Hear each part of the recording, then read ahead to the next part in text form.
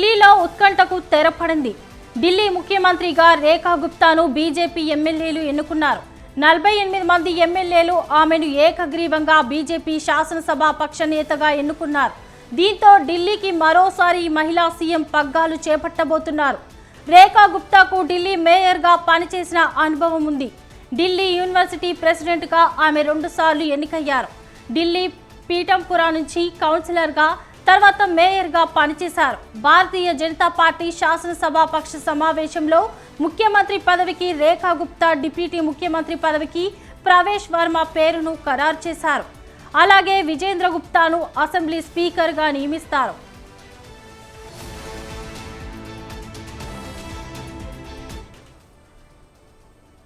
ఇదే అంశంపై మరింత సమాచారం మా ప్రతినిధి సవీన్ అందిస్తారు.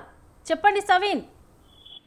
ఢిల్లీ బీజేపీ ముఖ్యమంత్రిగా రేఖా గుప్తాను ఆ పార్టీ జాతీయ నాయకత్వం నియమించింది. ఈ రోజు సాయంత్రం ఢిల్లీ శాసనసభ పక్ష సమావేశంలో బీజేపీ శాసనసభ పక్ష సమావేశంలో రేఖా గుప్తాను ఖరారు చేస్తూ బీజేపీ అధినాయకత్వం డెసిషన్ తీసుకుంది. ప్రధానంగా బీజేపీ ఎప్పుడు ముఖ్యమంత్రి అభ్యర్థులను ప్రకటించినా సంచలనాత్మకంగా అభ్యర్థులను ప్రకటిస్తూ ఉంటుంది. గతంలో రాజస్థాన్ కు వసుంధరా రాజే సింధియాను కాదని భజన్లాల్ శర్మను బీజేపీ సీఎం అభ్యర్థిగా ప్రకటించింది. అదేవిధంగా మధ్యప్రదేశ్ కు శివరాజ్ సింగ్ చౌహాన్ ను పక్కన పెట్టి మోహన్ యాదవ్ ను ముఖ్యమంత్రి అభ్యర్థిగా చేసింది.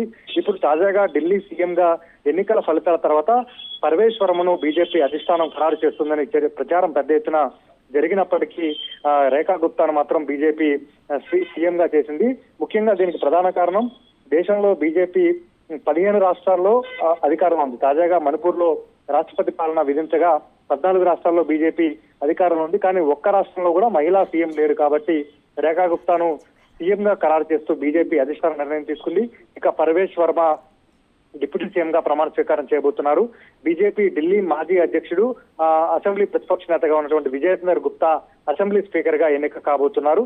బీజేపీ జాతీయ నాయకత్వం తీసుకున్న నిర్ణయం పట్ల బీజేపీ శ్రేణులు హర్షం వ్యక్తం చేస్తున్న పరిస్థితి మనకు కనపడుతోంది. ఢిల్లీ సీఎం పదవికి గతంలో కాంగ్రెస్, ఇప్పుడు బీజేపీ మహిళా సీఎం అభ్యర్థులను ప్రకటించిన పరిస్థితి మనకు కనపడుతుంది. మధ్యలో కేజ్రీవాల్ తప్పించి అంతకు ముందు ఢిల్లీలో బీజేపీకి చివరి ముఖ్యమంత్రిగా సుష్మా స్వరాజ్ పనిచేశారు. కాంగ్రెస్ అధికారంలో వచ్చినప్పుడు 3 సార్లు షీలా దీక్షిత్ సీఎం గా ఉన్నారు. ఆ తర్వాత అరవింద్ కేజ్రీవాల్ ముఖ్యమంత్రి అయిన తర్వాత అరవింద్ కేజ్రీవాల్ ఢిల్లీ లిక్కర్ కేసులో జైలుకు వెళ్లి బయటకు వచ్చిన తర్వాత అక్షయ్ సింగ్ ను సీఎం గా చేశారు. ఇప్పుడు బీజేపీ జాతీయ నాయకత్వం సైతం మహిళా అభ్యర్థి వైపుకే మొగ్గు చూపి రేఖా గుప్తాను ఢిల్లీ సీఎం గా ప్రకటించింది. రేఖా గుప్తా షాలిమార్ అసెంబ్లీ నియోజకవర్గం నుంచి ఎమ్మెల్యేగా ఎన్నికయ్యారు.